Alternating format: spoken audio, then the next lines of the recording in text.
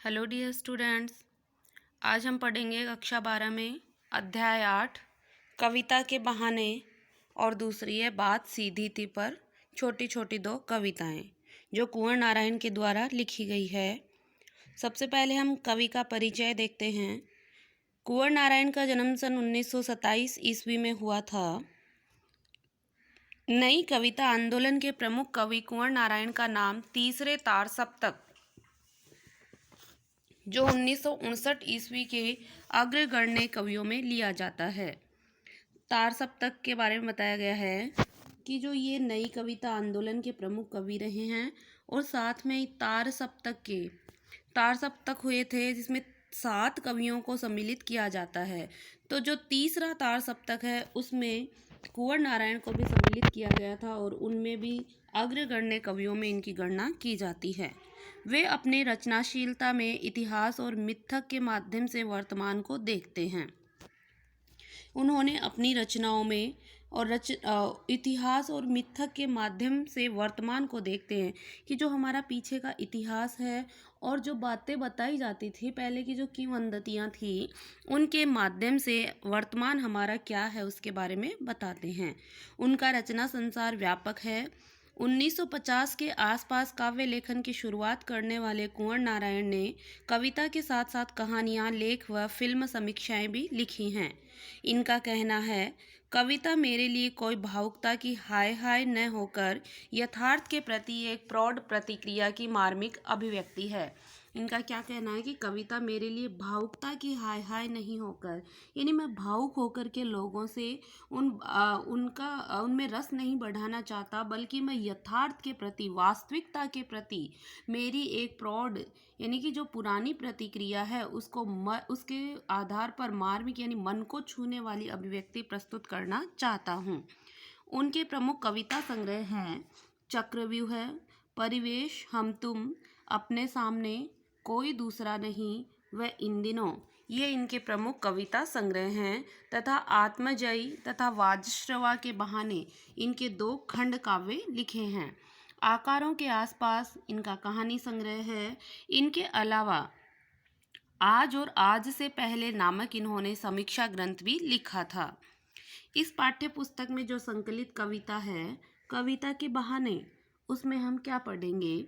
भौतिकता एवं यांत्रिकता के दौर में कविता की महत्ता को दर्शाया गया है कि आज का जो भौतिकता और यांत्रिकता के दौर में लोग कविताओं में इतनी रुचि नहीं लेते, तो उस समय में कविता के महत्व को बताते हैं।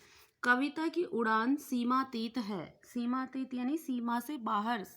तो कविता की उड़ान क्या है? बहुत ही विस्तृत है। कविता का खिलना, उसकी महक भी सीमातीत है। कविता जब खिलती है अर्थात कविता का जब प्रसार होता है, उसकी महक भी, उसकी सुगंध भी सीमा से दूर है। बच्चों की असीम सपनों की तरह कविता का दायरा भी असीम है। बच्चे बहुत सारे असीम यानी जिसकी कोई सीमा ही नहीं हो ऐसे सपने देखते रहते हैं। उसी प्रकार से कविता का दायरा भी असीम होता है। जहाँ भी सृजनात्मक ऊर्जा होती है वहाँ सीमाओं के दायरे स्वतः टूट जाते हैं। जहाँ पर सृजनात्मक यानी होता है बनाना, तो जहाँ पर बनाने की, कुछ करने की ऊर्जा होती है वहाँ पर सीमाओं के दायरे अपने आप टूट जाते हैं। दूसरी कविता है इनकी बात सीधी थी पर भाषा की सहजता पर बल देती है। कविता है बात सीधी थी पर जो भाषा की सहजता, यानी जो भी हम कविता लिखे तो उसमें सहज और साधारण भाषा होनी चाहिए। ज़्यादा घुमावदार भाषा के चक्कर में कभी कभी सीधी बात भी उलझकर अग्राह्य बन जाती है। अग्राह्य यानी जिसको ग्रहण नहीं किया जा सकता, जिसे समझा ही नहीं जा सकता। तो कई कवि होते हैं वो क्या करते हैं, ज़्यादा घुमावदार भाषा के चक्कर में ला करके और उस सीधी सादी कविता को अग्राह्य बना देते हैं। तो इस बात सीधी थी पर कविता के माध्यम से कवि हमें बताते हैं कि किस प्रकार से हमें अपनी भाषा को घुमावदार चक्रों में नहीं घुमाना चाहिए, बल्कि सीधी सहज शब्दावली में अपनी बात को समझाना चाहिए। अच्छी बात या अच्छी कविता का सृजन सही व सहज शब्दों से जुड़ना ही होता है। पहली कविता हम पढ़ते हैं कविता के बहाने। देखें, बहुत सीधी शब्दावली है, खड़ी बोली हिंदी का प्रयोग किया गया है। कविता एक उड़ान है चिड़िया के बहाने, कविता की उड़ान भला चिड़िया क्या जाने, बाहर भीतर इस घर उस घर कविता के पंख लगा उड़ने के माने, चिड़िया क्या जाने। तो देखिए कविता को और चिड़िया की उड़ान को दोनों को बताया गया है कि किस प्रकार से कविता की उड़ान होती है और किस प्रकार से चिड़िया की उड़ान होती है। तो कविता एक उड़ान है चिड़िया के बहाने। कवि कुंवर नारायण बताते हैं कि कविता की कल्पना भी मोहक उड़ान में उड़ती रहती है। कवि भी क्या करता है, कल्पनाएं करता है और उनकी कल्पनाओं की भी एक उड़ान होती है। तो कवि की कल्पनाओं की भी उड़ान है चिड़िया के बहाने। जिस प्रकार से चिड़िया उड़ती है, चिड़िया की उड़ान होती है, उसी प्रकार से कविताओं में भी कल्पनाओं की नई नई उड़ान होती रहती है। कविता स्वयं उड़ान भरती है और उसमें नए नए भाव और विचार आते हैं। कैसे, जब भी कवि कोई भी कविता लिखता है तो उसमें कवि की कल्पनाएं विद्यमान होती है। कवि कल्पनाएं करता है और उसके पश्चात ही अपने भावों और विचारों को कविता के माध्यम से प्रस्तुत करता है।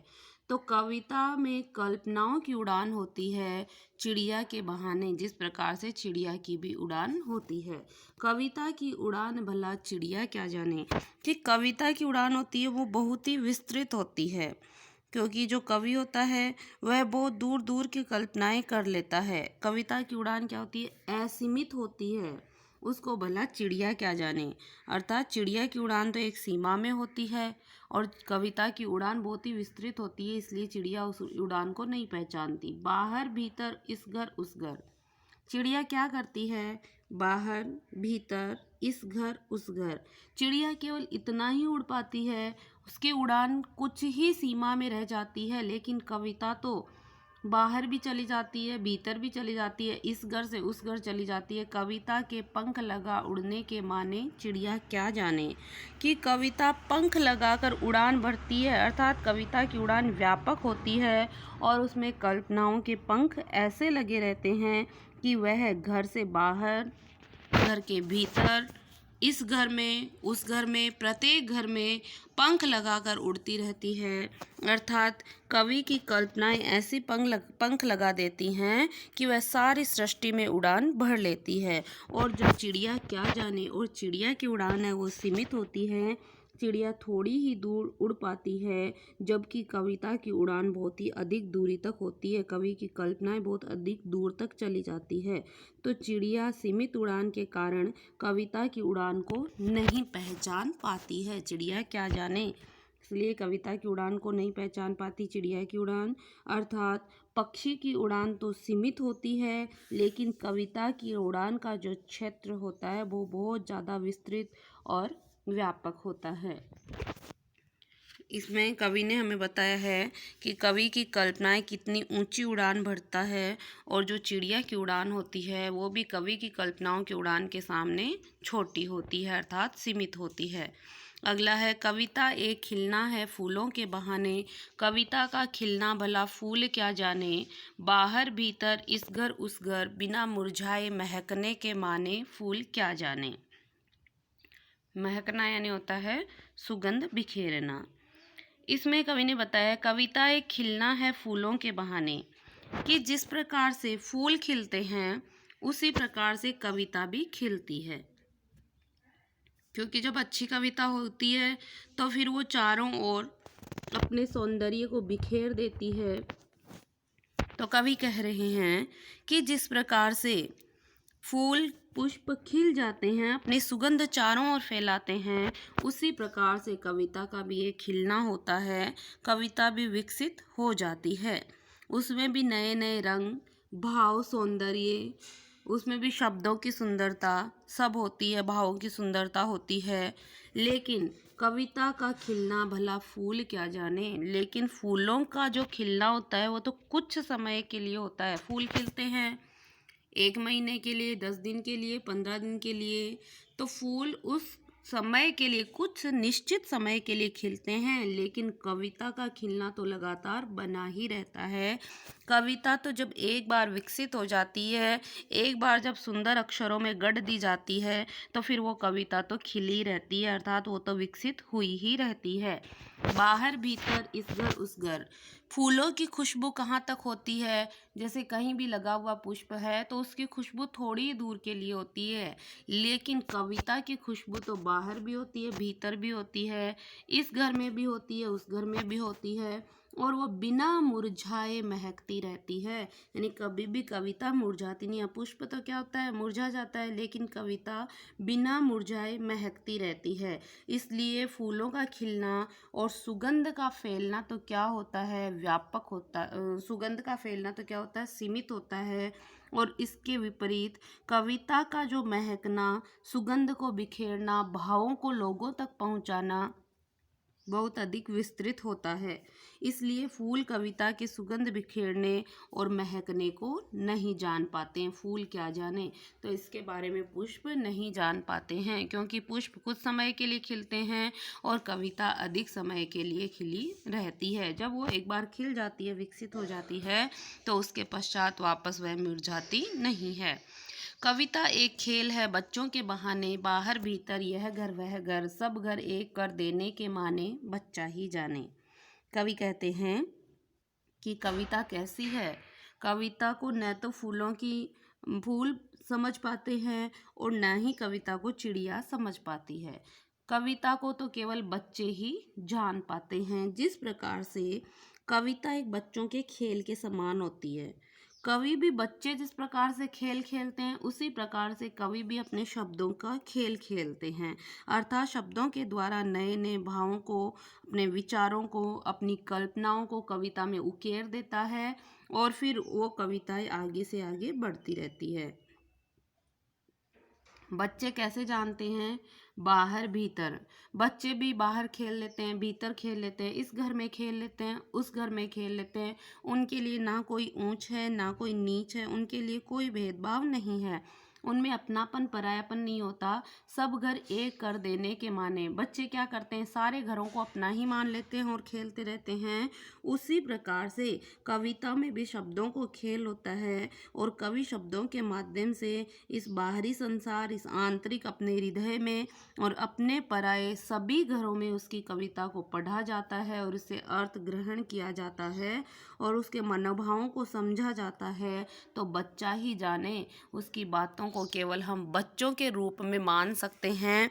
जिस प्रकार से बच्चा एक घर को दूसरे घर अपने घर को दूसरों का घर दूसरा घर मान लेता है और दूसरे घर को अपना घर मान लेता है, उसमें कहीं कोई भेदभाव नहीं होता। उसी प्रकार से कवि भी बच्चों के खेल के समान अपनी शाब्दिक क्रीड़ाओं के द्वारा अपनी कविता को रचता है, और उसकी कविता भी किसी में भेदभाव नहीं करती है, और वो सभी घरों के या मानव के मनोभावों को कलात्मक अभिव्यक्ति देते हुए सभी के लिए समान रूप से उसके भाव मौजूद होते हैं। चाहे वो किसी भी जाति, किसी भी वर्ग का हो, उसके लिए उस कविता का खेल समान ही होता है। चाहे उसे कोई भी समझने की कोशिश करेगा तो वह उसे आसानी से समझ लेगा। तो कविता को फूलों से भी श्रेष्ठ बताया है, कविता को चिड़िया से भी श्रेष्ठ बताया है, और बच्चों के खेल के समान उसे सुंदर बताया है। बच्चों के खेल के साथ समानता प्रस्तुत की है। अगली कविता है अपने बात सीधी थी पर। उसको हम अगले वीडियो में पढ़ेंगे। धन्यवाद।